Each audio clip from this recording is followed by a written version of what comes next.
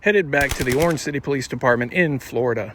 This time it's going to be in reference to the complaint that I filed for the officer apparently researching my information without cause on department databases and then publishing that information to the public with no cause to pull up my information, access my information to begin with.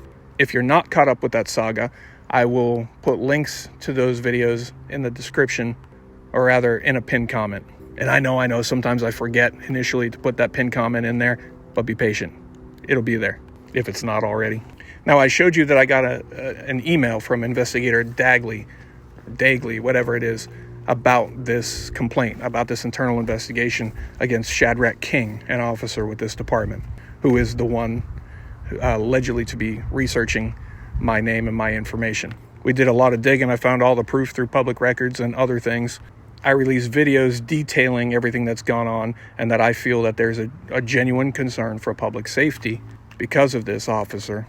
And I sat down with Lieutenant El-Shami for at least 20-30 minutes and talked in detail about this complaint.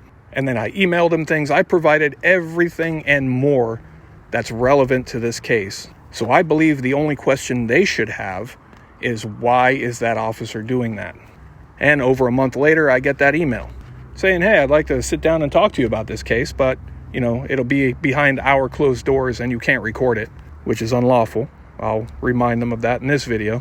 So I'm in here today and I'm going to talk to, again, Lieutenant El-Shami. He's going to come to the window. And I'm just curious what more they need from me. Genuinely, I'm curious, what more do they need from me? I don't want them to say by not doing that interview, I'm not being cooperative and they close it out. That's not the case. I've been more than cooperative. I've given them so much evidence. But remember, I said I sat down with him for quite some time previously. Yet he seems to act today in this video like he doesn't know what I'm talking about. He'll say, they generally like to touch base with a person making a complaint, a citizen that might be involved in an internal investigation. So that's all that is. Well, they definitely touch base. We sat down, we've touched base. That's been done. So I want to know what more they might need so I can be prepared, right? And also, what reason would there be for me not to be allowed to record it? Here he is now. Let's see what he has to say. And then I got some more info for you that will answer some common questions and comments.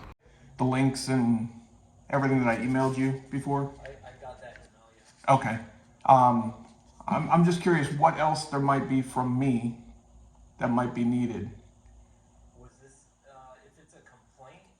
Yeah. Oftentimes it's just to interview you. Okay. If you don't want to interview, you don't. Right, yeah. I was just curious if there was, because I figured it had been about a month. I was about to come in to see if it had wrapped up yet. And usually most cases we want to touch base with the respondent.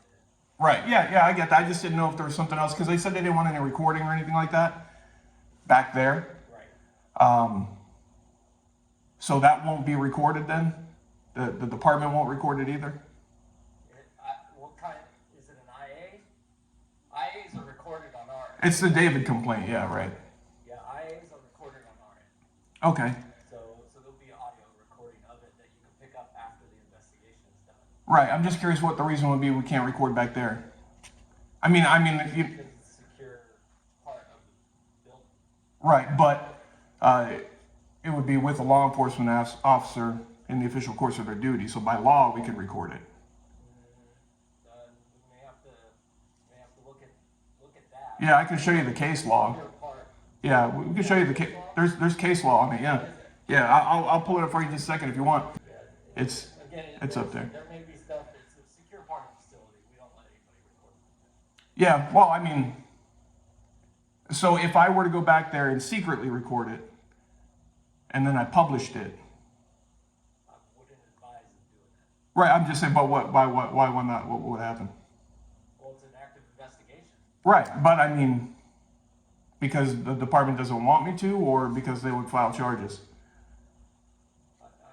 I'm just... Figure out where you're going with this. No, I'm just curious, because I'm trying to understand why it can't be recorded. So I'm just saying, like, if me or somebody secretly recorded it, and then we published it, would the department look into taking any kind of action against that person? We have to look at case-by-case scenario. Okay. Do what if, Right. No, well, that's not really a what if. It's, a lot of times they'll go with the wiretapping charges, but that's exactly what that case is about. You talk to her? Are you waiting to speak to her about I came in yesterday, actually, that's when I got the email too.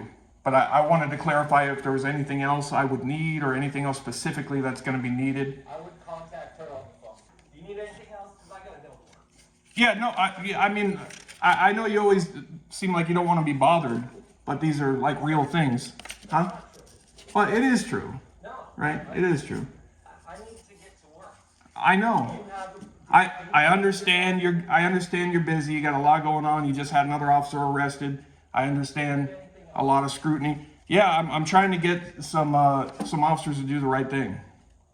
aren't we all?